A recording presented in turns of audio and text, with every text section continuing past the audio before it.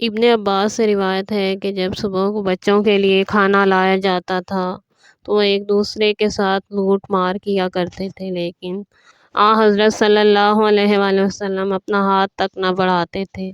لڑکے جب سو کر اٹھا کرتے تھے تو ان کی آنکھوں میں کیچڑ بھرے رہتے، لیکن حضرت صلی اللہ علیہ وآلہ وسلم کا منہ دھلا ہوا ہوتا اور آپ کے جسم سے خوشبو آتی رہتی تھی۔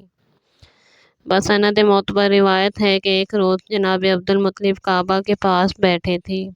ناگاہ کسی نے پکار کر ندا دی کہ محمد نامی بچہ حلیمہ کے پاس سے گم ہو گیا۔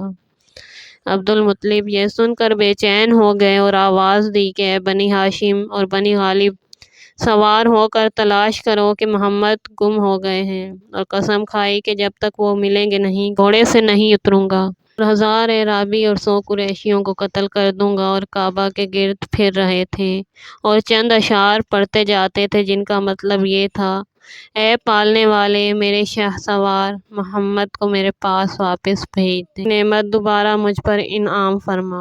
پالنے والے، اگر محمد نہ ملیں گے تو تمام قریش کو پراگندہ کر دوں گا۔ اسی اثنا میں ایک آواز ہوا میں پیدا ہوئی کہ خداوند عالم محمد صلی اللہ علیہ وآلہ وسلم کو ضائع نہ کرے گا۔ عبد المطلب نے پوچھا وہ کہاں ہیں؟ آواز آئی فلاں وادی میں ایک ببول کے درخت کے نیچے۔ جناب عبد المطلب وہاں پہنچے تو دیکھا حضرت باعجاز اس درخت خار سے رطب تازہ توڑ کر کھا رہے ہیں اور 2 جوان ان کے قریب کھڑے ہیں۔ جب حضرت قریب پہنچے تو وہ دونوں جوان جو جبرائیل و میکائیل تھے الگ ہو گئے۔ آپ نے حضرت صلی اللہ علیہ وآلہ وسلم سے پوچھا کہ تم کون ہو؟ فرمایا میں عبداللہ بن عبد المطلب کا فرزند ہوں۔ حضرت عبد المطلب نے اپنے آپ کو اپنی گردن پر سوار کیا اور واپس ہوئے اور کعبے کے پاس آ کر 7 مرتبہ طواف کیا۔ ادھر بہت سی عورتیں جناب آمنہ کے پاس جمع ہو کر ان کی تسکین و تشفی میں مشغول تھیں۔ جب حضرت صلی اللہ علیہ وآلہ وسلم کو جناب آمنہ کے پاس لائے، آپ خود حضرت آمنہ کے پاس چلے گئے، دوسری عورتوں کی جانب بالکل متوجہ نہ ہوئے۔ اسی طرح ایک مرتبہ جناب عبد المطلب نے اپنے اونٹوں کو عنقا لانے کے لیے بھیجا۔ جب حضرت کو واپس آنے میں دیر ہوئی تو عبد المطلب نے لوگوں کی جماعت ہر طرف تلاش کے لیے دوڑا دی اور کعبہ کے دروازے کی زنجیروں کو پکڑ کر کہتے تھے: پالنے والے، کیا اپنے برگزیدہ کو ہلاک کرے گا یا اس کی پیغمبری کے بارے میں جو تو نے خبر تھی اس میں کچھ تغیر فرما دیا؟ جب حضرت صلی اللہ علیہ وآلہ وسلم واپس آ گئے تو حضرت عبد المطلب نے ان کو گود میں لیا، پیار کیا اور فرمایا: میرے ماں باپ تجھ پر فدا ہوں، آئندہ پھر تجھ کو کسی کام کے لیے نہ بھیجوں گا، ڈرتا ہوں کہ دشمن تجھے ہلاک نہ کر دیں۔ بعض سے روایت ہے کہ ابو طالب علیہ السلام نے ان سے بیان کیا کہ میں محمد صلی اللہ علیہ وآلہ وسلم کو اپنے ساتھ رکھتا تھا اور ایک لمحے کے لیے ان کو جدا نہ کرتا تھا اور نہ کسی کا ان کے بارے میں اعتبار کرتا تھا۔ جب حضرت صلی اللہ علیہ وآلہ وسلم 7 برس کے ہوئے، ایک روز جناب حلیمہ سے فرمایا کہ مادر گرامی، میرے اور میرے بھائیوں کے درمیان آپ انصاف نہیں کرتی ہیں۔